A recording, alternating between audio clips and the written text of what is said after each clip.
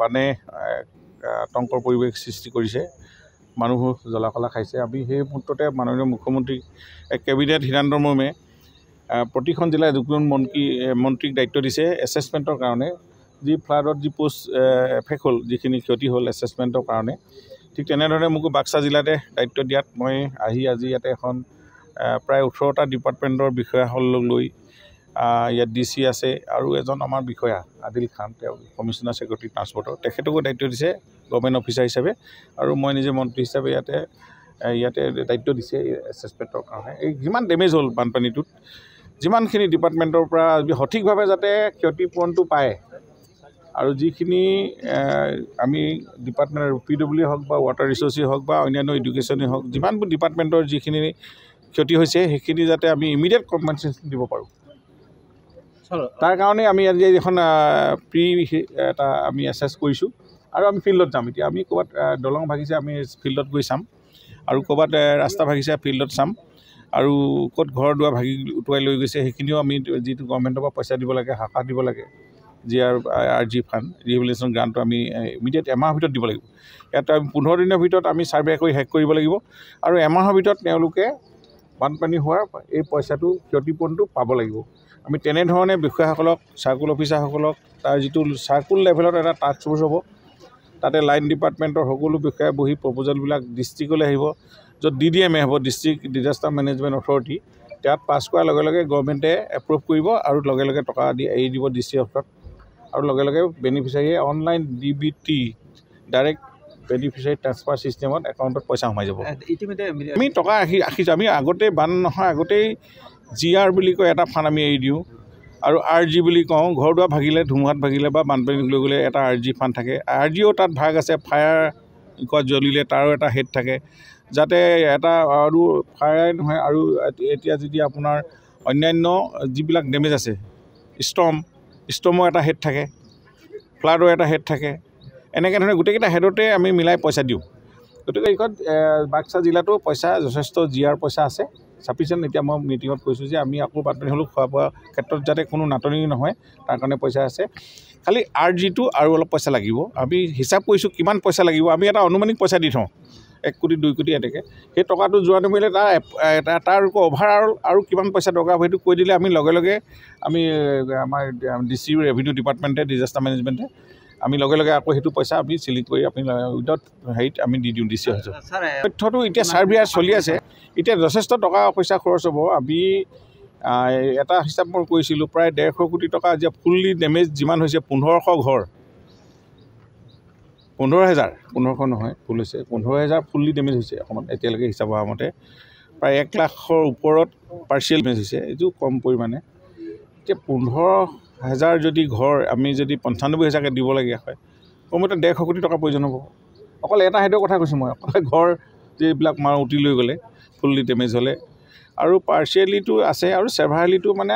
এইটো আমি ফুল্লি ডেমেজৰ লগতে ধৰিবৰ কাৰণে আমি মুখ্যমন্ত্ৰী কৈছে মহোদয় আমিও কৰিছোঁ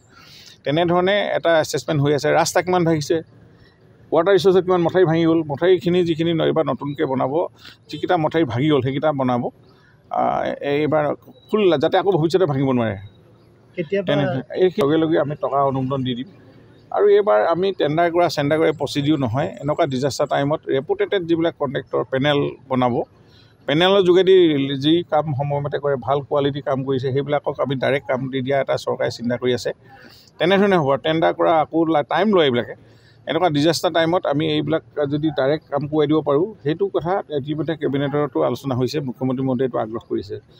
তেনেধৰণে কামখিনি চলি যাব স্কুল হ'লে আমি 2 লাখ টকালৈকে আমি দিওঁ এতিয়াও যিখন পাইছোঁ ইয়াত আটাইখিনি আমি দিম বিশেষ ডেমেজ নাই PMI ঘৰ মাত্ৰ 16টা ইয়াতে ডেমেজ লৈ গৈছে উলিয়াই সেইখিনি পাব এটা ঘৰ PMI ঘৰ নতুনকৈ বনাইছিলে সেইটো আমি পইচা দিম আৰু যে এনেকুৱা ডেমেজ মই বিশেষ বাক্সাত মই সিমান লছ নেদেখিলোঁ কিন্তু কেম্পো আজি তাৰিখত নাই ৰিলিফ কেম্প নাই ডিষ্ট্ৰিবিউশ্যন কেম্পো নাই এতিয়া ঘূৰি মানুহ যাব পাৰিছে কিন্তু এতিয়া মেডিকেল কেম্প আজি তাৰিখত 23টা মেডিকেল কেম্প চলি আছে কাৰণ বানপানী হৈ যোৱাৰ পাছত বেমাৰ আজাৰ আহিব পাৰে মানুহৰ সেইটো তেওঁলোকক মেডিকেল এতিয়া টাইমত আমি যাতে মেডিকেল ট্ৰিটমেণ্টটো কৰি থাকে সেইটো এটা পূৰা এতিয়া আমাৰ টীম লাগি আছে বাক্সা জিলাত আৰু কালিলৈও চলিব তেনেকৈ 8টা কাইলৈও এনেকৈ কণ্টিনিউ চলাই থাকিব গতিকে এতিয়া আৰু গৰম বন্ধ চলিছে স্কুলবিলাকত যদি ক'ৰবাত ৰিপেয়াৰিং কৰিব লাগে অংগনবাদী চেণ্টাৰ 23টা আমাৰ পানীয়ে ক্ষতি কৰিছে আমি সেইকেইটাতো আমি এষ্টিমেট বনাবলৈ কৈ দিছোঁ আজি সেইখিনিও আমি পইচা দি দিম আমি পাছ কৰি ডিষ্ট্ৰিক্টতে লেভেলতে গতিকে কামখিনি আমি যাতে তৎকালীনভাৱে হয় বহুত দিন পৰি নাথাকে তাৰ কাৰণে খৰতকীয়া কৰিবৰ কাৰণে এইটো ব্যৱস্থা কৰিছোঁ আমি আকৌ দুদিনতো মিটিং পাতিম কেতিয়াবা টাস্ক ফ'ৰ্চ যিখন বনাইছোঁ তাতে থাকিব চাৰ্কুল অফিচাৰ তাত চেয়াৰমেন তাত লাইন ডিপাৰ্টমেণ্ট বুলি ক'লে আপোনালোকে জানে এগ্ৰিকালচাৰ এডুকেশ্যন যি আছে ডিপাৰ্টমেণ্ট চব ডিপাৰ্টমেণ্টৰ অফিচাৰবিলাকে আহি এখন মিটিং হ'ব চাৰ্কুল লেভেলত সেই মিটিঙতেই সকলো এছেছমেণ্ট তাতে পাছ কৰিব লাগিব তাতে লাটমণ্ডল গাঁৱৰ প্ৰধান তেওঁলোকে নিজৰ নিজৰ এলেকাত কি ক্ষতি হৈছে সেইখিনি দাখিল কৰিব তাৰপিছত এইখিনি প্ৰপ'জেল শুকুৱাই পাছ কৰি ডিষ্ট্ৰিক্টলৈ আহিব ডিষ্ট্ৰিক্টৰ পৰা যদি আমি খেলি মেলি পাওঁ আমি আকৌ ৰিচাৰ্ভে কৰিবলৈ পঠিয়াই দিম গতিকে সেই ডিষ্ট্ৰিক্টলৈ অহাৰ আগতেই চাৰ্কুল লেভেল টাস্ক ফ'ৰ্চ কমিটিখনে যদি ভাল ধৰণে তথ্যবিলাক দিয়ে কোনো বেনিফিচিয়াৰী যাতে ৰিয়েল বেনিফিচিয়াৰী পৰি নাথাকে আৰু নাপাবলগীয়াজন যাতে নাম নোসোমায় তাৰ কাৰণে এইবিলাক কমিটি আমি বনাই আছোঁ এতিয়া সেই দিশত ৰাইজ সজাগ আপোনালোকো অকণমান সহায় কৰি দিব এইখিনি ক্ষেত্ৰত তেতিয়া আমি এইবাৰ পাব্লিছ কৰি দিম অপেন আমি লিষ্ট ডিক্লেয়াৰ দিম ইমানখিনি মানুহৰ ঘৰ ভাগিছে ইমানখিনি স্কুল ভাগিলে ইমানটা তাৰপিছত এইখিনি প্ৰপ'জেল শুকুৱাই পাছ কৰি ডিষ্ট্ৰিক্টলৈ আহিব ডিষ্ট্ৰিক্টৰ পৰা যদি আমি খেলি মেলি পাওঁ আমি আকৌ ৰিচাৰ্ভে কৰিবলৈ পঠিয়াই দিম গতিকে সেই ডিষ্ট্ৰিক্টলৈ অহাৰ আগতেই চাৰ্কুল লেভেল টাস্ক ফ'ৰ্চ কমিটিখনে যদি ভাল ধৰণে তথ্যবিলাক দিয়ে কোনো বেনিফিচিয়াৰী যাতে ৰিয়েল বেনিফিচিয়াৰী পৰি নাথাকে আৰু নাপাবলগীয়াজন যাতে নাম নোসোমায় তাৰ কাৰণে এইবিলাক কমিটি আমি বনাই আছোঁ এতিয়া সেই দিশত ৰাইজ সজাগ আপোনালোকো অকণমান সহায় কৰি দিব এইখিনি ক্ষেত্ৰত তেতিয়া আমি এইবাৰ পাব্লিছ কৰি দিম অপেন আমি লিষ্ট ডিক্লেয়াৰ দিম ইমানখিনি মানুহৰ ঘৰ ভাগিছে ইমানখিনি স্কুল ভাগিলে ইমানটা ৰাস্তা ভাগিলে আৰু যদি থাকি গৈছে আপোনালোকে ক'ব সেই কথাবিলাকো আমি বিবেচনা কৰিম মুখ্যমন্ত্ৰী মহোদয়ে কথা পাতিছে পইচা আমাৰ অসম গভৰ্ণমেণ্টতে আছে যিহেতু আমাৰ যিটো 90-10 আমাৰ যিটো পইচা যোৱা বছৰ আমাৰ পইচা অলপ থাকি গ'ল সেই টকাটো খৰচ নোহোৱালৈকে চেণ্ট্ৰেল গভৰ্ণমেণ্টে আকৌ পৰ্যাপ্ত পইচা এৰি নিদিয়ে কিন্তু এতিয়া আমাৰ এই পইচাখিনি আমি যেতিয়া দিয়া শেষ হ'ব আমাৰ যিখিনিলৈকে পাৰে আমি অসম চৰকাৰে আমি যিমানখিনি কভাৰ কৰে আমি খুব সোনকালে সেইকাৰণে এমাহৰ ভিতৰত আমাৰ এই যিটো পুৰণা পইচা আমাৰ হাতত জমা আছে গভৰ্ণমেণ্টৰ যোৱাবাৰ বানপানীৰ ক্ষতিগ্ৰস্তটো অলপ পইচা থাকি গৈছিলে আৰু এতিয়াও পইচা এবাৰ আহিছে 300 কোটি টকা যিটো চেণ্ট্ৰেল গভৰ্ণমেণ্টৰ এইখিনি থকাৰ কাৰণে স্পেচিয়েল ফাণ্ডটো এইটো জেনেৰেল ফাণ্ডটো দি আছে চেণ্ট্ৰেল গভৰ্ণমেণ্টে জেনেৰেল যিটো নৰ্মেল দিব লাগে প্ৰতি বছৰতে কিন্তু স্পেচিয়েল দিবলৈ হ'লে এই পইচাটো আমাৰ যিটো আমি লছ আমাৰ যে আৰু লাগে ৰিকুৱাৰমেণ্টটো আমি দিব লাগিব এতিয়া আমি এছেছমেণ্ট কৰাৰ পাছতে গম পাম কিমান ৰিকুৱাৰমেণ্ট আমাৰ অসমত আকৌ লাগিব এই পইচাটো শেষ হোৱাৰ পাছতো আমাৰ কিমান কোটি আমাক দৰকাৰ হ'ব সেইটো মুখ্যমন্ত্ৰী মহোদয়ে কৈ অমিত শ্বাহ ডাঙৰীয়াৰ লগত কথা পাতিছে সেইকাৰণে আমি এই মিটিংবিলাক পাতিছোঁ প্ৰতিখন জিলাই আমাৰ হয়তো এসপ্তাহৰ ভিতৰত কোন জিলাত কিমান টকা দৰকাৰ হ'ব আমাক এইবিলাক ৰিকভাৰ কৰিবৰ কাৰণে এই মুহূৰ্তত মই সেইকাৰণে প্ৰতিখন জিলা উপায়ুক্তৰ হাততে পইচা আজিৰ তাৰিখতো আছে চাউল দাইল আলু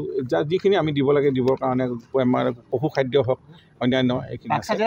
দৰকাৰ মই দেখিছোঁ ইয়াতে খুব বেছি পইচা দৰকাৰ নহ'ব আমাৰ 40-50 কোটিৰ ভিতৰত হৈ পেলাই কিবা এটা প্ৰপ'জেলখিনি অহাৰ লগে লগে মই গম পাম মই আজি দিছোঁ মই ৰিপৰ্ট দেখিলোঁ আজি এইটো 18টা ডিপাৰ্টমেণ্টৰ ইয়াতে ৰিভিউ কৰি বিশেষ ইমান নহ'ব এইখিনি